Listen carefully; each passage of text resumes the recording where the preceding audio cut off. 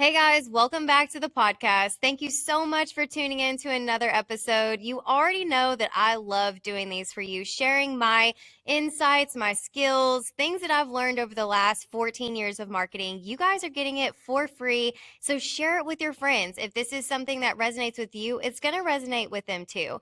A lot of people just don't have the time or the money or budget to hire a marketing agency. So if you're doing it on your own, this podcast is a great resource for that. Today, we're going to talk about digital marketing is not replacing your sales team. I know.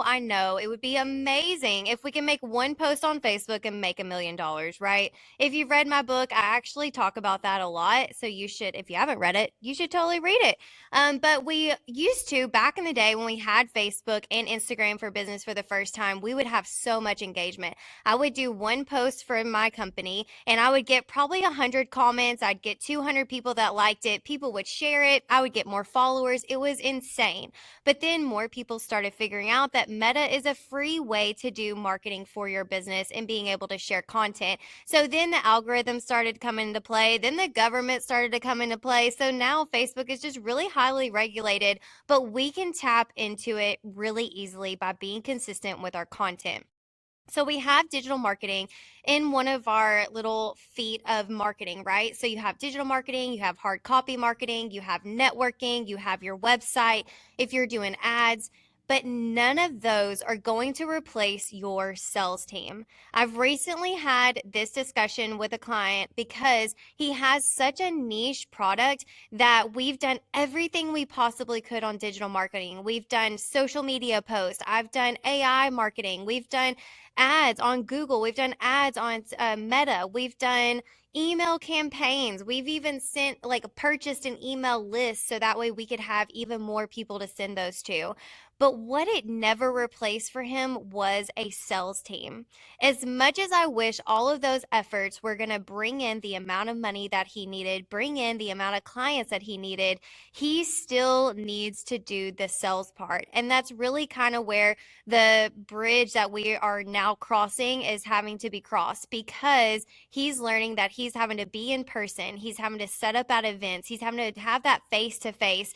Maybe because his is so niche down, but also it's never going to go away. If you have a successful business, you still need to network. You still need to get out in the public. You still need to set up at events so that way people know who you are.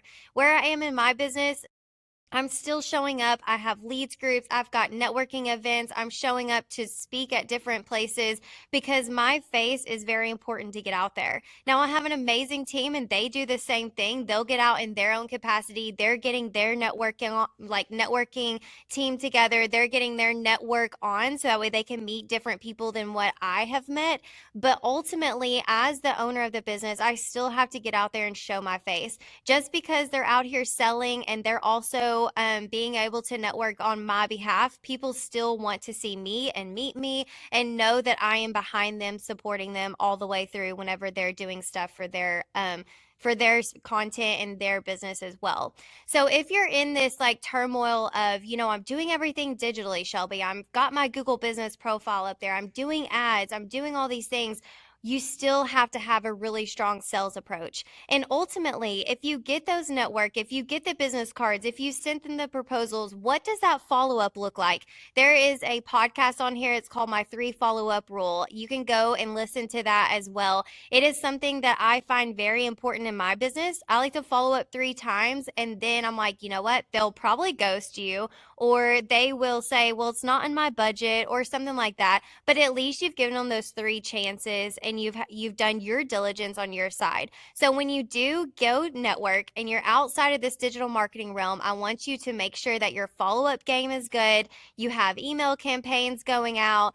You've got things that maybe you're calling on people, depending on what your services are that you are offering them. Make sure that you have your sales team, you've got the training in place, and you also are backing that with digital marketing. So your sales team are in front of people, and then whenever they hear about you, they connect with you, they can go on your Facebook, they can go on your website, your Google business, they read reviews, and that's how your digital marketing is going to be effective because those people have heard about you and now they're like, oh, these people are legit. But if you need any help with any of these, we have resources. I've got the Boss Marketing Club.